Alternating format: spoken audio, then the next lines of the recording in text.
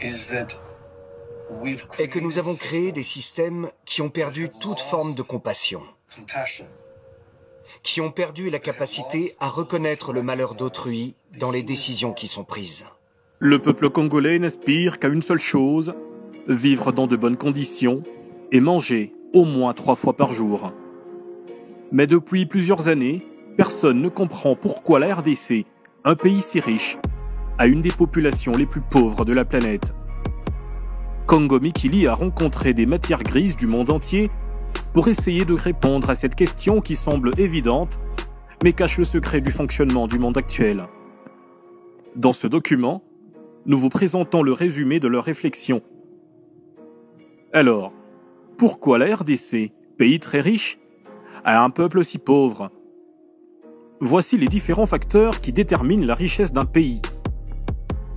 Les terres agricoles, le climat, les richesses du sous-sol, les terres urbaines, la quantité de la population, le niveau d'éducation de la population, la santé de la population, le niveau de technologie et d'industrialisation du pays et sa capacité militaire.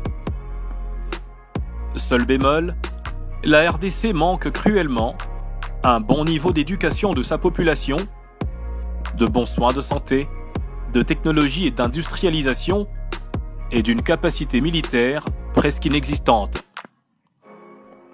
Malgré un très bon climat pour l'agriculture et une grande quantité de main-d'œuvre humaine, nous n'exploitons pas nos terres agricoles et l'exode rural amène toutes les populations des villages dans les grandes villes où il manque cruellement de travail par manque d'industrialisation du pays.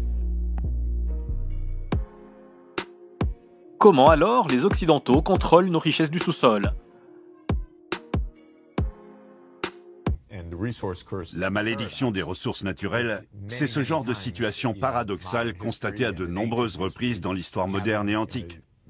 Des pays riches en ressources, mais pour qui cette richesse est synonyme de catastrophe.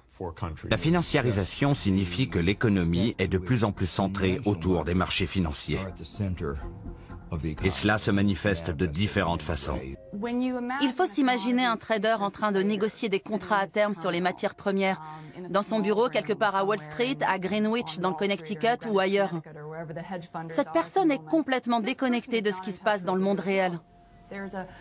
Il introduit une série de chiffres complexes dans cet algorithme qui va tout décortiquer et l'aider à décider du moment idéal pour acheter et vendre, sans jamais prendre en compte que la conséquence, c'est qu'une personne en Afrique meurt de faim ou qu'une famille au Moyen-Orient a besoin de chauffer sa maison. Les prix fluctuent énormément actuellement. Et cela n'est pas lié à une nouvelle guerre du Golfe ou à une crise financière massive. Recevoir l'alerte d'une possible hausse de prix avant votre concurrent vous permet d'acheter avant lui et de vous constituer un stock afin de minimiser les effets de l'augmentation à venir. Produits réels dans l'économie réelle, comme les maisons, le pétrole, le blé, et quasiment n'importe quelles ressources sont financiarisées et entrent sur le marché. Dans ce processus, ils sont étudiés sous toutes les coutures et leur valeur peut être amplifiée. Mais tout ça, ce n'est que de la fiction, parce que dans le monde, le nombre de maisons et le nombre de barils de pétrole est limité.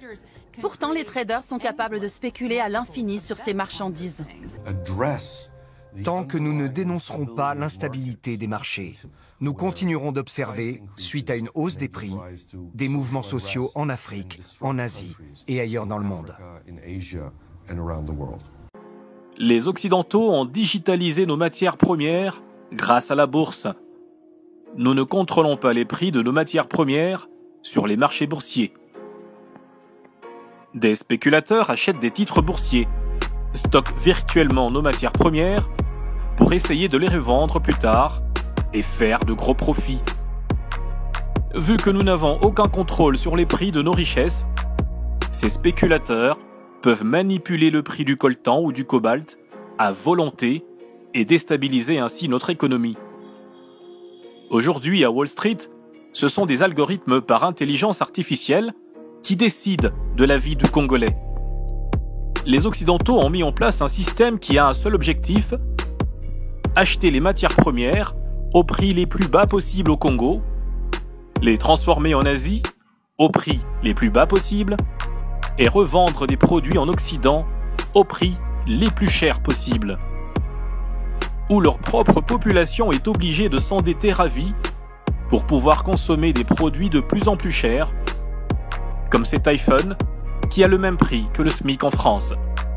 Et que nous avons créé des systèmes qui ont perdu toute forme de compassion, qui ont perdu la capacité à reconnaître le malheur d'autrui dans les décisions qui sont prises. Et si nous ne résolvons pas ce problème, nous allons tous souffrir. Beaucoup plus que par le passé. Nous allons souffrir davantage. Une société dépend directement de la santé et du bien-être de ses habitants. Et le fait que le système ait dissocié le bien-être économique du bien-être de l'être humain est la manifestation de son propre échec. En aucun cas, le bien-être économique ne doit et ne peut être dissocié du bien-être de la population. Que faire face à cette situation?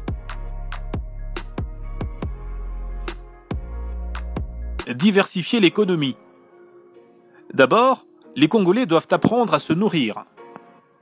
Au lieu de s'entasser dans des villes sans travail, les Congolais doivent retourner dans les villages pour cultiver et manger.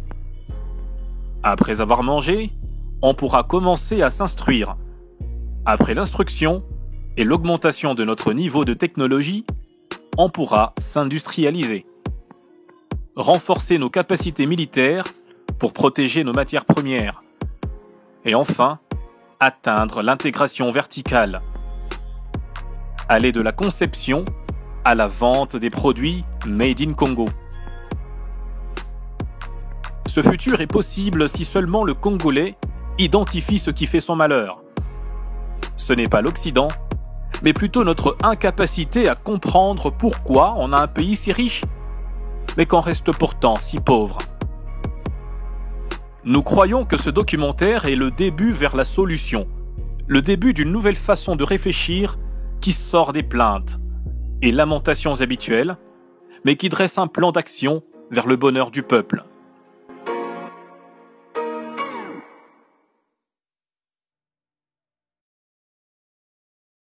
Konzo Force. You want to work 10 times stronger than usual, to do overtime, and have a happy couple.